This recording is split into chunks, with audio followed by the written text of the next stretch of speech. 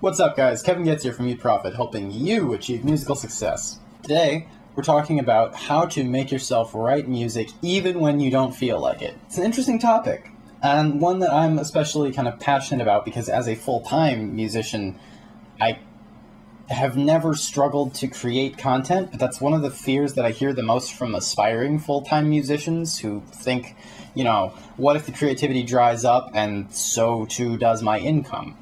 Now, first off, that's not how that works. It's much easier to generate new fans of your old music than it is to continuously churn out new music to your pre-existing fans. But to address that point anyway, there are some hacks and some tricks you can do when you absolutely do not feel like writing music to write some music.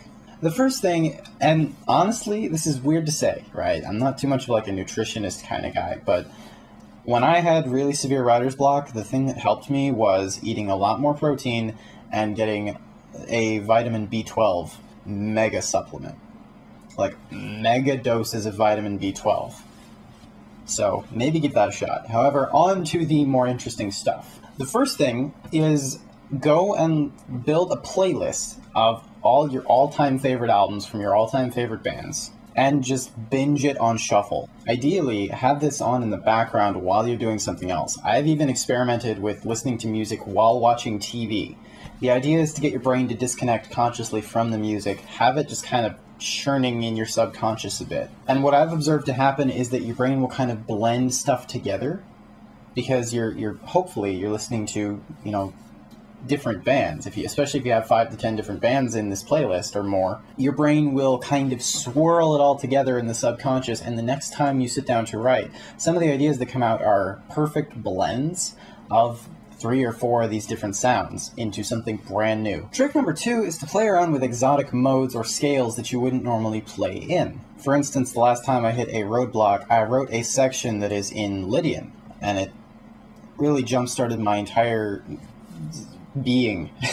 It made me feel just so much more creative for the entire song. I didn't stay in Lydian, but, briefly dipping into this entirely new sound for me and thinking, all right, now how do I arrange this? How would I go about making this sound like something I would have written, even though it sounds nothing like anything else I've ever written because I don't normally make things in this mode?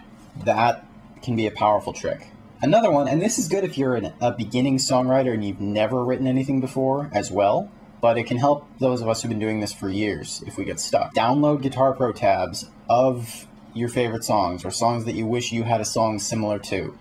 See it visually in Guitar Pro and then rearrange it. Change notes around, change rhythms around, but understand visually and formulaically this is the set of notes to create this particular sound, this chord or this scale or this note duration or these drums in the background.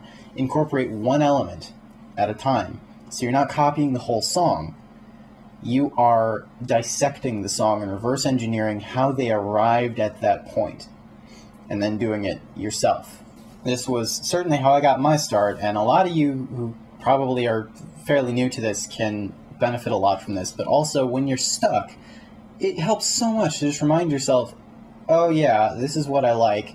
This is how I can sound like what I like. Now let's kind of diversify it a bit and make it unique. Another thing is to ask yourself, what is your focus going toward? It's all fun and games, right? Until you realize that you're not doing enough for yourself. This is kind of like a meta strategy where we're not so much looking at how to write music when you have writer's block, but how to get rid of the damn writer's block. And the main cause for that, especially if you're working a particularly crappy job, is that you're working a particularly crappy job and that you care way too much about it. And what I mean by that is, okay, here's an example.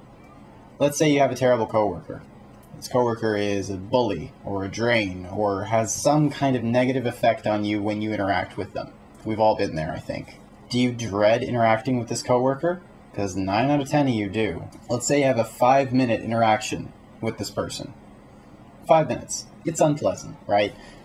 You're down for the next 2 hours before you even come back to your normal level of energy, and then you spend the rest of your shift either probably just upset that it happened, reflecting on whatever stupid thing they said or did. Then, in your time off and when you're trying to go to sleep, you are dreading what's going to happen tomorrow when you see them again. Is that worth a 5-minute interaction? Are they worth that much of your time? I think you know the answer to that. They're not. They don't matter. They do not matter. Especially not when you do have the tools now in life to make a living with whatever your passion is. Obviously, my audience is musicians. I'm assuming your passion is music.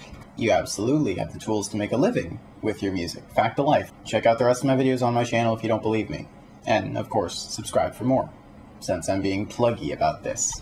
But in any case, even if you don't plan on ever quitting your job and making a living as a musician, if this is just your passion, you're letting this piece of garbage, toxic person eat up time that is better spent on your passion. Because I guarantee you, if you're dreading these people or pissed at these people or just generally upset because of someone else for the majority of your time, that's no way to fuel creative endeavors, and that is no way to succeed.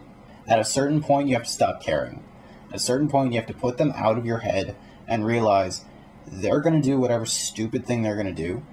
They can say what they want to. That does not mean they have the power to influence you or your thoughts. And to a lot of people, this is a hard concept to grasp. You know, we grow up thinking that other people's opinions of us matter. They don't. If I listened to the opinions of everyone who had a shitty opinion of me, I would honestly probably kill myself, because there are a lot of people who wish I would. That's my point. You can't go by what other people think of you. You can't go by what other people want you to do if it conflicts with what you want for yourself. And you need to recognize that it's your life, it's your power, it's your goals. Fuck off to anyone who thinks that they have authority over that, or that they deserve to be heard just because they have something stupid to say. So put that aside, let it go, end it.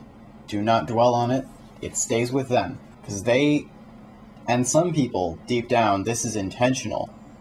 Some people have the ability to sense that you have passions outside of work, that you do not think you belong at work, that you want more for yourself. And I don't know how they do it. I theorize that if you're dealing with a sociopath or a narcissist, they can kind of profile more intelligent or creative or passionate people as easy victims. Maybe something they do subconsciously because they're used to picking out the easy marks.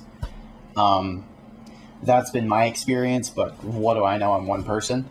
In any case, some people will even do this intentionally because you have creative passions, and that especially cannot be allowed to impede you. You need to rise above that. And that is the main cause of writer's block for a lot of people, is just conflicts with work.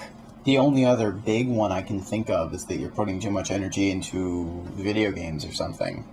But even that is rare. You know, I'll still play video games for a couple hours a day, and I'm fine. But then again, this is, again, my full-time thing, so I'm not also juggling a job. If I only had 5 hours of free time in a day, you better believe I would be using every last second of it for music. But that's me. In any case, I really hope this has helped. Subscribe to my channel for more videos, and check out my other videos to learn how to make a living as a musician. And I will see you in the next video.